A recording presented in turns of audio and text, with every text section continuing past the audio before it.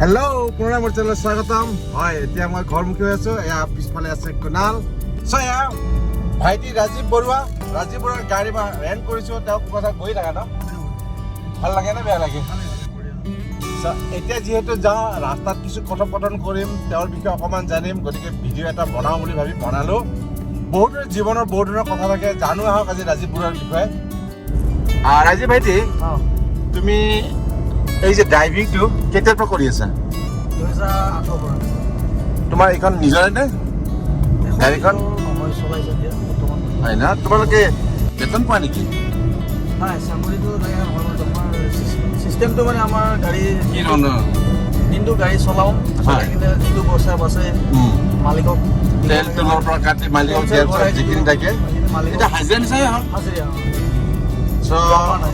যিহেতু কোভিড কাল আজি 2 বছৰ সকলোকে জৰুৰী কৰিছে নহয়নে 2 বছৰ নক'ব আৰু কি ধৰণৰ জীৱন গাথা তোমালোকে তুমি বিবাহিত নেকি কেইটা ল'ৰা ছোৱালী চলি যায় নে চলি আছো কিন্তু আগৰ দিনা নহয় আৰু যেতিয়া আগত ভাল আছিল এতিয়া অলপ বেয়া হৈছে মানে টুৰিষ্ট নাই তাতে আমাৰ আৰু এইফালে ঘূৰা মানুহ কম না এতিয়া পৰ্যায়ক্ৰমে লাহে লাহে কোভিডৰ প্ৰকোপটো কমি আহিছে অদূৰ ভৱিষ্যতলৈকে আগৰ নিচিনা যে নহ'ব তেনেকুৱা মানেও নাই কিছু ধৈৰ্য ৰাখি চলাই গ'লে নিশ্চয় এইটো এটা ভাল বৃত্তি হয় ইয়াত মই কওঁ যে নিৰাশ হ'ব নালাগে নিৰাশ হোৱা নাই এইটোৱে কথা আৰু এটা কথা মই জানিব খোজো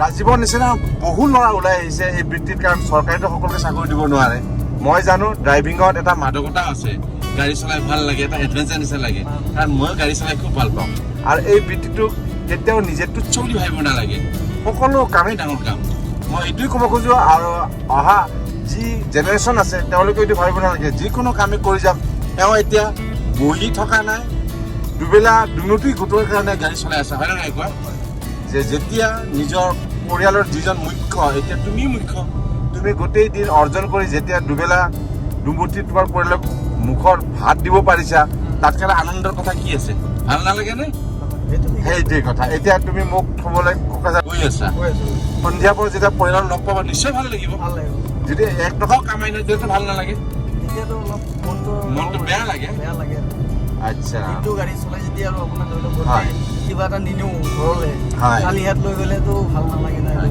কোনো এতিয়া এটাই কথা মই জানিব খোজো যিহেতু এই যে কোভিডৰ সকলোকে জুৰুলা কৰিছে সকলোৰে ইনকাম নাই সাধাৰণ মানুহৰ পৰা কোম্পানীলৈকে চবেই নচত চলি আছে গতিকে আমিও ভুক্তভোগী আমিও চৰকাৰী চাকৰিয়ালসকলেও আমি সেই ধৰণৰ ভাত্তা এতিয়া পোৱা নাই কোনোমতে বেতনটোৱে পাই আছোঁ কোনো ধৰণৰ এৰিয়াখিনি আমি নাপাওঁৱেই পূজাৰ সময়ত আমাক একো দিয়া নাই গতিকে চবেই ভুক্তভোগী চৰকাৰখন বুলি নহয় দেশখনে যে জুৰুলা অৰ্থাৎ গৰীব গতিকে এই ধৰণৰ সুবিধা সকলোকে দিয়াটো কোনেও নোৱাৰে আচ্ছা এটা কথা মই সুধিব খোজোঁ আজিকালি মই কিছুমান বৰ ড্ৰাইভাৰ ভাইটি আছে যিসকলে গাড়ী চলায় সিহঁতে কিবা কিবি কৈ থাকে বোলে কিবা নতুন নিয়ম আহিব লাইচেঞ্চৰ ক্ষেত্ৰত কিবা সলনি হ'ব তাৰ কাৰণে এক্সট্ৰা পইচা দিব এইটো অকণমান বুজাই দিয়াচোন কি হ'ব গৈ আছে কৰিব গৈ আছে লাইচেঞ্চৰ ক্ষেত্ৰত ন আগত যে তোমালোকে কিবা মেঘালয় গৈছিলা হয় এতিয়া সলনি আপোনাৰ লাইচেঞ্চৰ ক্ষেত্ৰত আপোনাৰ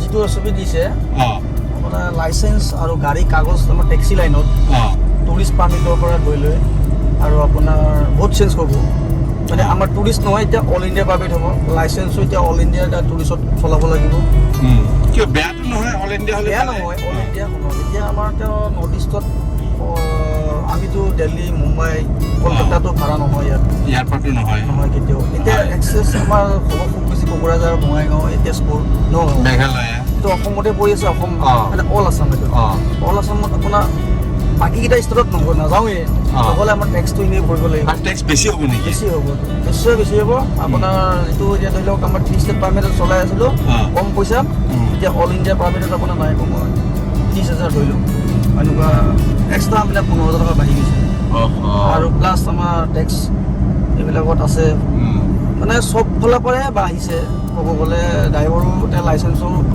নতুন নিয়মত উলিয়াব আৰু আপোনাৰ এইটোতো হ'ব জানুৱাৰী মাহত কেতিয়াৰ পৰা এইটো প্ৰযোজ্য হ'ব জানুৱাৰী মাহত এইটো জানুৱাৰী মানে চব SOP বেলেগ হৈ যাব আমাৰ গাড়ী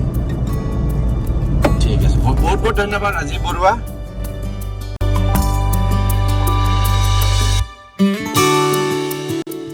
যিমানে ধুনীয়া ঠাইত নাযাওঁ কেলে, যিমানে ধুনীয়া নাখাওঁ কেলে, নিজৰ ঘৰৰ খানা সদায় নিজৰে হয়।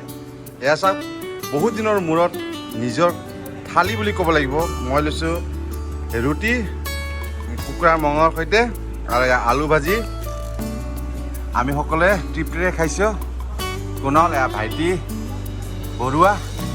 কেনেকুৱা আজি খানা ঠিক আছে ন? চ' মই খাই খুব তৃপ্তি পাইছোঁ। প্ৰকৃত সোৱাদটো মই আজিহে পোৱা যেন পালোঁ। খানা সদায় টেষ্টি। আপোনালোকে ইয়াত আহিব পাৰে। খানা টেষ্টি হোটেল বিউটি নে কি? এয়া ৰাজাপাৰা ভাইটিসকল চোৱা ন ভিডিঅ'বিলাক? দাদা চাইছা না নাই? চাইছা না? এতিয়া ডুবাইটো চাবা দেই। নামটো কোৱা, তোমাৰ নামটো কোৱা। তোমাৰ নাম? জুবিন বড়ো। অলপ জোৰে ক'ব লাগে বড়ো হ'লে। জুবিন বড়ো বাইদেউ বুক নাংগ। ৰাজীৱ ভাইটিয়ে যিখিনি ক'লে হয়, সেই ধৰণৰ কিছুমান নীতি নিয়ম আহিলে নিশ্চয় অসুবিধা হ'ব। যিহেতু সেই ধৰণৰ এতিয়া কোনো ধৰণৰ কামাইয়ে নহয়। তাৰোপৰি যদি আমি কেৱল টেক্সে দি গৈ থাকোঁ, তাৰোপৰি যদি আউটপুটটো নাহে, নিশ্চয় সকলোকে জুৰুলা কৰিব। গতিকে অদূৰ ভৱিষ্যতে কি হয় সেই বিষয়ে মই এতিয়া একো ক'ব নোৱাৰোঁ।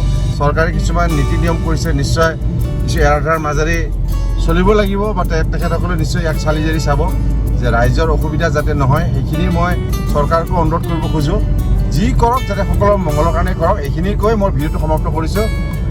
এটা চুটি ভিডিঅ' দিলোঁ, এটা পাইলটৰ জীৱন গাথা বৰ্তমান আমাৰ অসমৰ ভাইটি ৰাজীৱ বৰুৱাৰ মুখেৰে শুনিলোঁ। গতিকে এই ধৰণৰ অসুবিধা সকলোৰে থাকে। পৰৱৰ্তী নিশ্চয় নতুন ভিডিঅ'ত লগ পাম, তাৰে আশা কৰিলোঁ।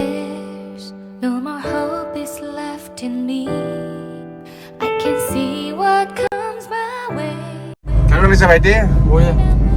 ভাল লাগিছে না? আমাৰ ভাইটি হেনো এই ৰাস্তাতে গাড়ী চলাই নাছিল, আজি আহি খুব ভাল পাইছে। গ্ৰীনাৰী এণ্ড গ্ৰীনাৰী, এয়া এখন আমাৰ কোকৰাঝাৰ যোৱাৰ বহলপুৰ পথ। আৰু কিছু সময় পিছতে আমি পাই যাম আমাৰ ঘৰ।